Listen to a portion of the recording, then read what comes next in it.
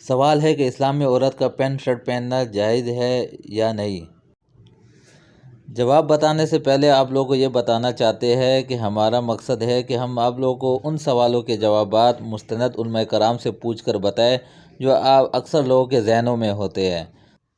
اس لیے آپ لوگ اس چینل کو سبسکرائب کریں، لائک کریں اور بیل آئیکن پر کلک کریں تاکہ ہر نئی آنے والی ویڈیو کے متعلق آپ کو معلوم ہو سکے۔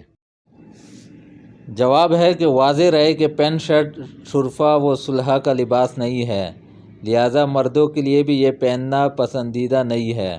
بہرحال اگر عورت اپنے گھر میں تنہائی میں یا شوہر کے سامنے پینٹ شرٹ پہنتی ہے تو اس کی گنجائش ہے، لیکن دیگر محارم اور بچوں کے سامنے ایسا لباس پہننا جائز نہیں جس سے جسم کی ساخت نمایاں ہوتی ہو،